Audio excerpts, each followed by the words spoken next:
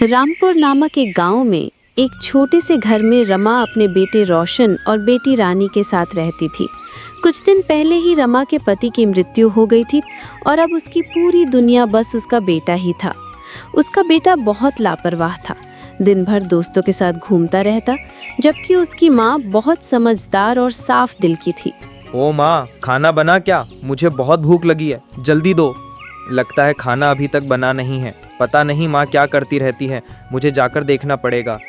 अरे अभी तक खाना नहीं बना क्या? नहीं भैया, घर में आटा और चावल खत्म हो गया है।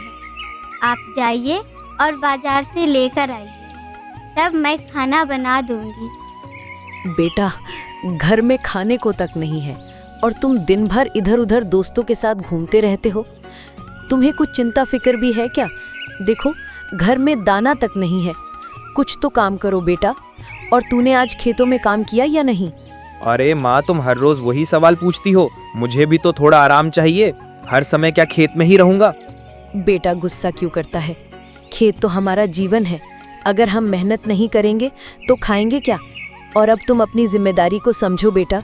तुम्हारे पिता के जाने के बाद अब तुम्हें ही काम करना होगा। तुम्हारी बहन भी अब बड़ी हो गई है, हमें उसकी शादी भी करनी है। उसकी शादी में बहुत खर्चा आएगा, इसलिए बेटा अब तुम खेत में जाकर मेहनत करो ताकि कुछ पैसे जमा हो सके। माँ, तुम हर बार यही बातें करती रहती हो। अरे आजकल ये खेत वेत में कुछ नहीं रखा है। गांव के सब लड़के शहर जा रहे हैं और एक तुम हो कि मुझे कहीं जाने नहीं देती। रोशन अपनी माँ से अपनी नाराजगी जता के बाहर चला जाता है। रोशन अपने दोस्त सुरेश के पास चला जाता है। सुरेश की राशन की दुकान थी। सुरेश और रोशन दोनों बचपन के दोस्त थे। सुरेश थोड़ा सूझबूझ रखने वाला और जिम्मेदार लड़का था। रोशन सुरेश से बोलता है, अरे सुरेश भाई, दुकान ठीक चल रही है तुम्हारी? तुम्हारा सही है यार, तुम तो दुकान से अच्छा पैसा कमा लेते हो और हमें देखो, पता नहीं भगवान ने मेरी किस्मत में क्या लिखा है। क्या बात है रोशन, बहुत परेशान लग रहा है। क्या बताऊं सुरेश भाई, आज घर में खाने के लिए भी कुछ नहीं बचा। ना आटा है ना कुछ राशन। वैसे पहले ही मैं तुझसे बहुत उधार ले चुका हूँ, अब मुझे ही शर्म आने लगी है तुझसे उधार लेने में। अब तू ही बता मैं क्या करूँ? चिंता मत कर, मैं अभी तुझे सारा राशन दे देता हूँ। और तुझसे पैसे मांगी कौन रहा है? जब तेरे पास पैसे हो जाएं तब दे देना। सुरेश अपनी दुकान से खाने का सामान रोशन को दे देता है और रोशन से बोलता है, हम अब बड़े हो गए हैं, हमें अब घर की जिम्मेदारी उठाना सीखना होगा। तू भी थोड़ा अपनी माँ का ख्याल रखा कर, समझा? और कुछ काम धंधा कर, ऐसे फालतू का घूमने फिरने से कुछ नहीं होगा। अरे यार, मैं करूँ भी तो क्या?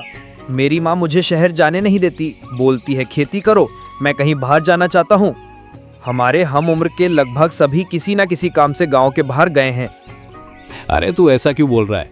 अच्छा ही है ना, हम गांव में अपने अपनों के साथ रहते हैं। और तेरी माँ सही तो बोलती है। अगर तू उसी खेत में मेहनत करेगा, अच्छे से खेती करेगा, तो तुझे कभी पैसे की कमी नहीं होगी। तो मेरी बात मान रोशन, अच्छे से मन लगाकर खेती कर बस तू।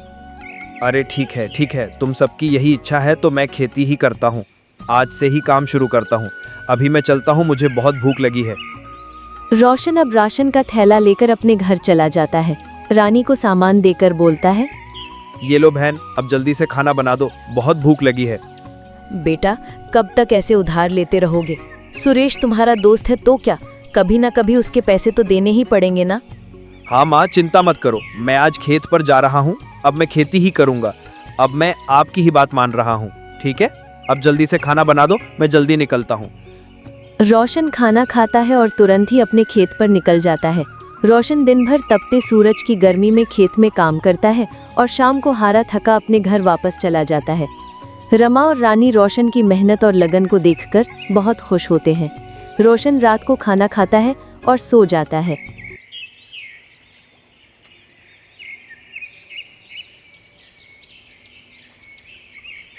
अरे माँ, आप एक काम करो, मुझे थोड़ा सा खाना रख भी दो। मुझे दोपहर को भूख लगती है तो मैं वहीं पर खा लूँगा। जल्दी करो, अब मुझे देर हो रही है। तभी गांव का एक सेठ सोहनलाल रोशन के घर आता है और बोलता है, अरे भाई रोशन, कहाँ जा रहे हो सुबह सुबह? लगता है तुम बहुत जल्दी में हो। सेठ जी, मैं अपने खेत पर जा रहा हूँ। इस बार मैं खेत में फसल लगाने की तैयारी कर रहा हूँ। पर आप यहाँ कैसे? क्या बात है, कुछ काम था क्या? अब एक काम करो रोशन, तुम खेत पर मत जाओ, क्योंकि अब वो खेत तुम्हारा नहीं, मेरा है। क्योंकि तुम्हारे पिताजी ने मुझसे जो कर्जा लिया था वो तो तुम लोगों ने चुकाया नहीं है। इसीलिए ये देखो, इस कागज पर साफ साफ लिखा है, अगर तुमने 3 महीने के अंदर कर्जा नहीं चुकाया तो तुम्हारा खेत और घर मेरा हो जाएगा। और तुम्हें कर्जा लिए 6 महीने से भी अधिक समय बीत गया है। इस पर तुम्हारे पिता ने अपना अंगूठा भी लगाया है। सेठ जी, पिताजी ने तो ये हमें और माँ को कभी नहीं बताया इस चिट्ठी के बारे में। हाँ, पर ये तो बताया था कि आपसे कुछ पैसे लिए हैं, जो उन्होंने कुछ आपको पहले ही लौटा भी दिए थे, पर अभी कुछ और बाकी हैं जो मैं आपको जल्दी ही लौटा दूंगा। अरे भाई, मैं क्या झूठ बोल रहा हूँ। इसमें जो लिखा है, अगर तुम्हें विश्वास नहीं है तो चलो अभी मुखिया के पास, सब साफ हो जाएगा, तब तो तुम मानोगे। सेठ जी, आप ऐसा मत कीजिए। हमारा इस घर और खेत के सिवा है ही क्या? हमें घर से बाहर मत निकालिए। हम कहाँ जाएंगे, कहाँ रहेंगे? आप तो बड़े दयालु हैं, हम पर दया कीजिए। ठीक है रमा, अगर तुम कहती हो तो रह लो इस घर में, पर याद रहे, अब वो खेत तुम्हारा नहीं मेरा है। अब उसमें मैं खेती करूंगा। इतना कहकर सोहनलाल वहां से चला जाता है। तीनों बहुत उदास हो जाते हैं, जैसे उनके सर पर दुखों का पहाड़ टूट गया हो। रोशन अपने खाने की पोटली वहीं रखता है और बिना कुछ कहे वहां से चला जाता है। रमा वहीं जमीन पर बैठ जाती है। तब रानी रमा से बोलती है, माँ, मैं मंदिर जा रही हूँ। भगवान की आरती का समय हो गया है। मैं जल्दी ही वापस लौटकर खाना बना दूंगी। हाँ बेटी, जाओ। अभी तो रोशन भी कहीं चला गया है, तुम दर्शन करके आराम से वापस आना। इतना कहकर रानी भी मंदिर के लिए निकल जाती है। रोशन सुरेश की दुकान पर जाकर चुपचाप बैठ जाता है। तब सुरेश रोशन का उदास चेहरा देखता है और बोलता है, अरे भाई रोशन, अब क्या बात है? अब कौन सी परेशानी आ गई तुम्हें? इतना उदास तो तुम्हें कभी नहीं देखा। क्या बात है, हमको भी बताओ जरा। क्या आज फिर किसी चीज़ की ज़रूरत है तुम्हें? अरे नहीं भाई, पता नहीं हमारी मुसीबतें कब खत्म होंगी। तब रोशन सारी बात सुरेश को बताता है। अरे भाई, तुम्हारे पास एक खेत ही तो था जिससे अभी तक तुम्हारे परिवार का गुजर बसर चल रहा था, और अब उस बेईमान सेठ सोहनलाल ने वो भी ले लिया। अब तू क्या करेगा? हाँ भाई, मैं भी यही सोच रहा था, कुछ ना कुछ तो करना ही पड़ेगा। तुझे एक बात बताना तो भूल ही गया, हमारा बचपन का दोस्त वीरू, जो हमारे साथ स्कूल में पढ़ता था, जिसके साथ हमारा सारा बचपन बीता, वो आज शहर से वापस गांव घूमने आ रहा है। क्या बात कर रहे हो? वीरू तो एक सरकारी अफसर बन गया। उसको मिले कितने साल हो गए? आने दो उसको, खबर लेते हैं उसकी। गांव के प्रधान का बेटा है तो क्या हुआ, आखिर है तो हमारा बचपन का दोस्त। वीरू गांव के प्रधान रामदास का बेटा था, जो कुछ दिन की छुट्टी लेकर आज शहर से गांव आ रहा था। सुनो, मैं वीरू को लेने बस स्टैंड तक जा रहा हूँ। वो बहुत दिन बाद वापस आ रहा है, मैं खुद उसको लेने जा रहा हूँ। इतना कहकर रामलाल अपने बेटे को लेने चला जाता है। और जब वीरू और रामलाल गांव के रास्ते से अपने घर लौट रहे थे, अरे पिताजी, आपको यहाँ आने की क्या जरूरत थी? मैं खुद आ जाता घर।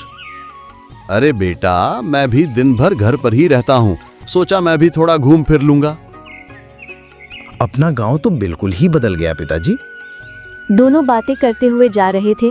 तभी वो गांव के मंदिर के पास पहुंचते हैं, जहां रानी एक पेड़ से फूल तोड़ रही थी। वीरू रानी को देखता है और वो उसकी सुंदरता को देख मोहित हो जाता है। वो रानी को पसंद करने लगता है। अरे बेटा, चलो अब घर जल्दी, तुम्हारी माँ कब से तुम्हारे इंतजार में बैठी है। वीरू पिता के साथ होने के कारण रानी से बात किए बिना ही अपने घर चला जाता है।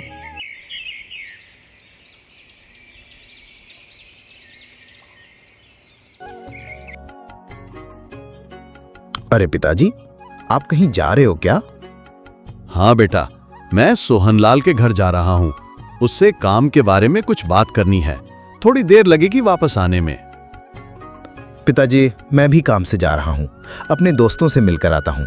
पिताजी, वो रोशन और सुरेश कहाँ मिलेंगे, आपको पता है क्या? अरे बेटा, वो दोनों तो सुरेश की दुकान पर ही मिल जाएंगे। अब रामदास सेठ सोहनलाल के घर चला जाता है और वीरू सुरेश की दुकान पर पहुंचता है। तब रोशन भी वहीं बैठा था। वो दोनों वीरू को देखकर बहुत खुश होते हैं। अरे भाई वीरू, तू तो शहर में अफसर बन गया है, कितने दिन तक यहाँ रहोगे अभी? बस कुछ दिन बाद वापस चला जाऊंगा, कुछ दिन की ही छुट्टी मिली है। सुरेश, तुमने तो बहुत बढ़िया दुकान खोली है, अच्छी कमाई हो जाती होगी। हाँ भाई, भगवान की कृपा से घर का गुजारा अच्छे से चल जाता है। और तुम बताओ रोशन, तुम्हारा क्या हालचाल है? क्या बताऊं भाई, बस हम ही परेशानी में हैं।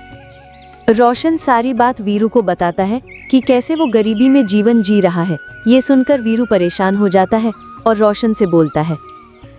रोशन, तू ऐसे कर भाई, तू भी एक दुकान खोल ले। जिस तरह सुरेश ने दुकान खोल ली तो तेरी भी परेशानियां खत्म हो जाएंगी। कोई ऐसी दुकान खोल लो जो गांव में दूसरी ना हो। मैं भी तेरी मदद कर दूंगा, कुछ पैसे का इंतजाम मैं कर दूंगा। हाँ रोशन, वीरू सही बोल रहा है। तू ना फल की दुकान खोल ले। गांव में अभी फल की कोई और दुकान है भी नहीं, और तेरी कुछ मदद मैं भी कर दूंगा, कुछ पैसे मैं भी लगा दूंगा। ठीक है भाई, तुम लोग कहते हो तो मैं तैयार हूँ। वैसे भी अब कुछ और काम है नहीं जिससे मेरा घर चल सके। भगवान की कृपा रही तो मैं जल्दी ही पैसे कमाकर तुम्हारे पैसे लौटा दूंगा। हम कल से ही दुकान का काम चालू करते हैं। तब वीरू सुरेश और रोशन को बीच में ही टोकते हुए बोलता है। अरे भाई, तुम दोनों ध्यान से सुनो। तुम्हें मेरा एक छोटा सा काम करना होगा। क्या? बोलो, क्या काम है? मैं और पिताजी जो घर आ रहे थे तब रास्ते में एक लड़की मिली थी। वो मुझे बहुत पसंद आई। अगर वो मुझे मिल जाए तो मैं उसी से ही शादी करूंगा। तो तुम दोनों उसका पता लगाओ। वो कौन है, कहाँ रहती है? अरे भाई, उसका नाम तो बताओ। कौन है वो, तभी तो पता चलेगा। यही तो समस्या है। मेरे पिताजी मेरे साथ थे, इसलिए उसे बात ही नहीं की मैंने। तुम कुछ भी नहीं जानते उसके बारे में, ना नाम ना पता। ठीक है, देखते हैं, कोशिश करेंगे, मिल ही जाएगी। वीरू ये बात नहीं जानता था कि वो जिस लड़की की बात कर रहा है वो रोशन की बहन है। वो तीनों काफी देर तक बातें करते रहते हैं और रोशन की दुकान खोलने की योजना बनाने लगते हैं। और उधर रामदास सेठ सोहनलाल के घर पहुंच जाता है। तब सोहनलाल रामदास को देखता है और बोलता है। अरे मेरे दोस्त रामदास, बहुत दिनों बाद आज मिल रहा है। तू तो बहुत बड़ा आदमी हो गया और गांव का मुखिया भी बन गया। याद है, हम दोनों ने साथ में ही कारोबार शुरू किया था, और आज तू कहां से कहां पहुंच गया। आज तो तूने मुझे बहुत खुश कर दिया जो मेरे घर आ गया। मैं तुझे देखकर बहुत खुश हूं। हाँ सोहनलाल, बहुत साल बाद हम मिल रहे हैं। आज मैंने सोचा तेरे घर घूम ही आऊं। अरे सोहनलाल, तुम्हारी बेटी मोना कहाँ है? कहीं दिखाई नहीं दे रही। अब तो बहुत बड़ी हो गई होगी। उसे अभी बुलाता हूं, वो अपने कमरे में होगी। बेटी मीना, जरा यहां तो आना। देखो तो कौन आया है। सोहनलाल, तुम्हें याद है जब हमारे बच्चे छोटे थे तब हमने तुम्हारी बेटी मीना और वीरू की शादी करेंगे ऐसा फैसला किया था। मैं चाहता हूं कि अब हमारी दोस्ती रिश्तेदारी में बदल जाए। ये बात सुनकर सोहनलाल बहुत खुश हो जाता है। मीना शर्मा के वहां से भाग जाती है। दरअसल मीना बचपन से ही वीरू को बहुत पसंद करती है और उससे शादी करने के सपने देखती है। तूने तो मेरे मुंह की बात छीन ली मेरे दोस्त। मेरी तो यही इच्छा थी कि हम दोनों की दोस्ती रिश्ते में बदल जाए, लेकिन मुझे लगा अब तू बहुत बड़ा आदमी हो गया है तो पता नहीं मेरी बेटी से अपने बेटे की शादी करेगा भी या नहीं, इसीलिए मैंने तुझसे कुछ नहीं कहा।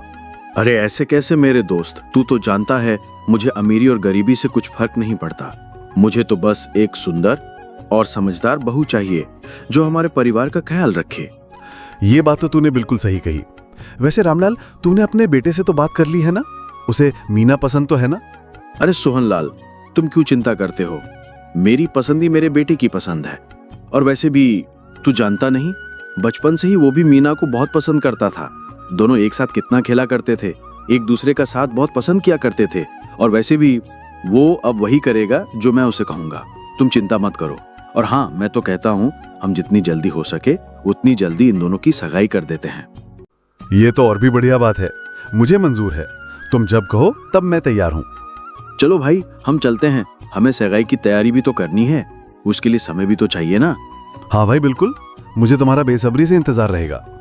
रामदास अपने घर आ जाता है और वीरू भी घर आ जाता है। वीरू को बार बार रानी का ही ख्याल आता है। वो सोचता है, क्या करूं, वो लड़की मेरी आंखों के सामने से जा ही नहीं रही। बार बार उसका ही चेहरा याद आ रहा है। अब कहाँ खोजूं उसको? वीरू ये सोच ही रहा होता है, तभी उसके पिताजी उससे कहते हैं। बेटा, मुझे तुझसे कुछ जरूरी बात करनी है। हाँ बोलिए ना पिताजी, क्या बात है? बेटा, मेरी बहुत दिनों से इच्छा है कि तुम्हारी शादी मेरे दोस्त सोहनलाल की बेटी से हो। हम दोनों ने बचपन में ही तुम दोनों की शादी करने का फैसला किया था और अपनी दोस्ती रिश्तेदारी में बदलेंगे। बेटा, आज हम उनके घर गए थे। तुमने उनकी बेटी को तो देखा ही होगा, वही मीना जिसके साथ तुम बचपन में खेला करते थे। मैं तुम्हारी सगाई उसके साथ पक्की कराया हूँ। तुम्हें कोई एतराज तो नहीं है बेटा? वीरू के दिमाग में तो रानी का ही ख्याल चल रहा था। वीरू चिंतित हो जाता है और बोलता है, अरे पिताजी, आपने ये क्या किया? पहले एक बार मुझसे तो पूछ लिया होता। मैं मीना के साथ बचपन में खेलता था, पर इसका ये मतलब तो नहीं कि मैं उसी से शादी करूं। तो फिर किससे करनी है शादी? तुम किसी और लड़की को पसंद करते हो क्या? हाँ पिताजी, मैं अपने ही गांव की एक लड़की को पसंद करता हूँ। मैं उसी से शादी करूँगा। मैं जल्दी ही उसको आपसे मिलाऊंगा। आप बस उस सोहनलाल को मना कर दो कि मैं ये शादी नहीं करना चाहता। ठीक है बेटा, तुम उसकी चिंता मत करो, उस सोहनलाल को मैं समझा दूंगा। तुम बस जल्दी से जल्दी उस लड़की से मुझे मिलाओ। तुम्हें शहर भी तो वापस जाना है। ठीक है पिताजी। इतना कहकर वीरू वहां से चला जाता है और रामदास तुरंत ही एक आदमी को बुलाकर सोहनलाल को यह संदेश भिजवा देता है। जब सोहनलाल ये बात सुनता है तो उसके पैरों तले से जमीन खिसक जाती है।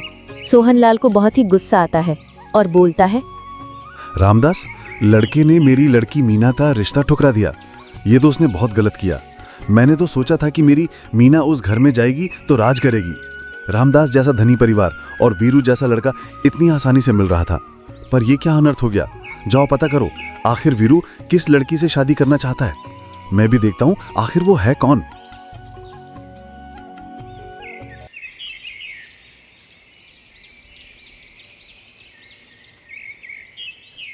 रोशन की दुकान तैयार हो चुकी थी।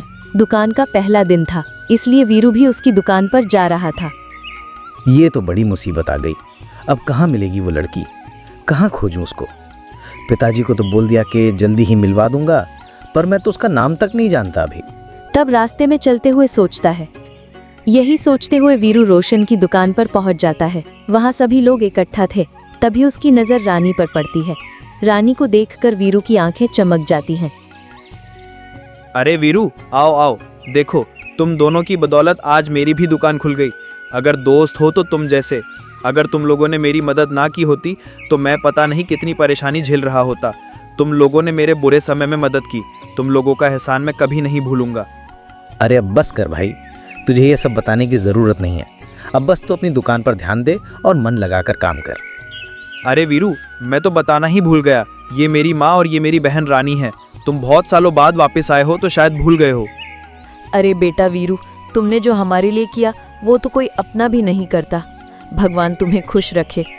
ठीक है बेटा रोशन, अब हम दोनों घर जा रहे हैं। तुम शाम को जल्दी आ जाना। इतना कहकर रमा और रानी घर चली जाती है और कुछ देर बाद सुरेश अपनी दुकान पर और वीरू अपने घर चला जाता है। रोशन अपनी दुकान पर बैठा बहुत खुश होता है। वीरू जब घर पहुंचता है तो आ गए बेटा। कैसी चल रही है तुम्हारे दोस्त रोशन की दुकान? वो तो ठीक चल रही है। मैं तुम्हें एक ज़रूरी बात बताना चाहता हूँ पिताजी। हाँ बेटा, बोलो ना, क्या बात है? अरे पिताजी, आप उस लड़की से मिलना चाहते थे ना, जिसको मैंने पसंद किया है। तो अब आप जाइए उसके घर और कीजिए शादी की बात। हाँ हाँ, पर वो है कौन, ये तो बताओ। वो अपने गांव की रमा की बेटी रानी है। अच्छा, वो रमा की बेटी रानी। मैं तो उसको तब से देख रहा हूँ जब वो छोटी सी थी। वो बहुत ही समझदार और बहुत ही सुंदर है। तुमने बहुत अच्छी लड़की पसंद की है। वो हमारे घर को अच्छे से संभाल सकती है। रानी ने अपना जीवन गरीबी में गुजारा है, इसीलिए वो बहुत ही मेहनती भी हैं। बेटा, तुम्हारी पसंद हमें भी पसंद आई। हम जल्दी ही उनके घर जाते हैं और शादी की बात करने। ठीक है पिताजी। और बेटा, कल एक जरूरी काम है, तू मेरा वो काम कर देना। कल सुबह तुम सोहनलाल के घर चले जाना। सोहनलाल और मैंने जमीन का एक सौदा किया था। ये उस जमीन के कागज हैं। इन सब पर सोहनलाल के दस्तखत करवाना है। तो मेरा ये काम कर देना याद से। हाँ पिताजी, मैं कल सुबह ही चला जाऊंगा। सुबह होते ही वीरू जमीन के कागजात लेकर सोहनलाल के घर की ओर निकल जाता है। जब सोहनलाल के घर पहुंचता है तो देखता है कि सोहनलाल किसी से बात कर रहा है। तो वीरू वहीं दरवाजे के पास खड़ा हो जाता है और उनकी बात सुनने लगता है। तुम क्या कह रहे हो? होश में तो हो? उस रामदास के लड़के ने मेरी लड़की का रिश्ता ठुकराकर उस रमा की लड़की रानी से शादी करना चाहता है। वो भिखारी जो हमारे टुकड़ों पर पलते हैं, वो गंवार रोशन जिसको कुछ पढ़ना लिखना कुछ नहीं आता। सुना है उसने दुकान भी खोल ली है। मैं देखो उसकी क्या हालत करता हूँ। उससे उसकी दुकान भी छीन लूंगा। जिस तरह झूठे कागज बनाकर उसके सारे खेत छीने थे, अब मैं कल ही जाता हूँ और उससे उसका घर और दुकान सब हड़प लेता हूँ। तब उस रोशन की अकल ठिकाने आएगी।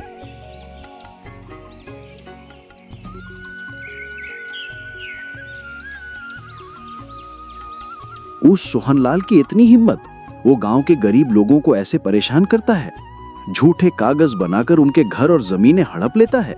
मुझे अभी तक इस बात का पता कैसे नहीं चला। आने दो कल उसको, देखता हूँ, वहीं पर उसकी खबर लेता हूँ।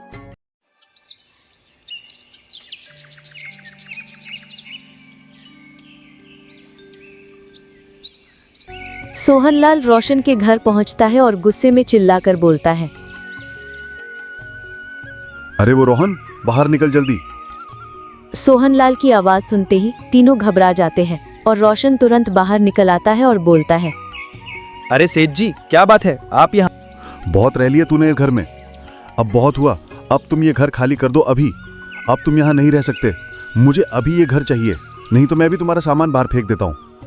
तभी वहां पर रामदास और वीरू भी पहुंच जाते हैं।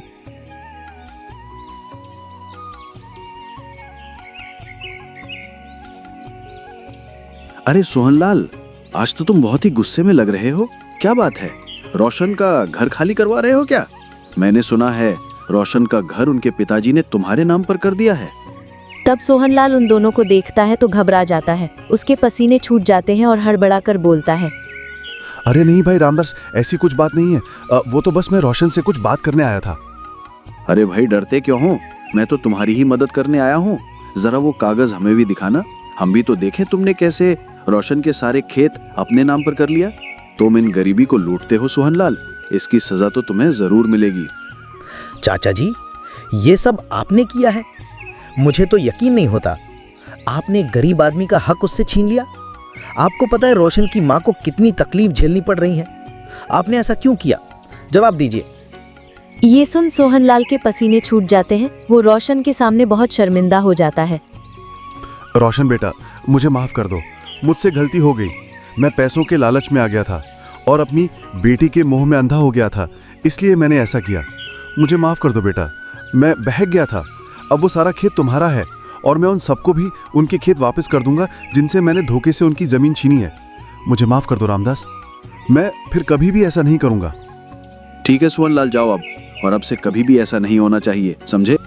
सोहनलाल अपना मुंह लटकाए वहां से चला जाता है और रामदास रमा से रानी और वीरू की शादी की बात करता है। ये सब सुनकर रानी, रमा और रोशन बहुत खुश होते हैं और रानी भी शर्माकर वहां से भाग जाती है।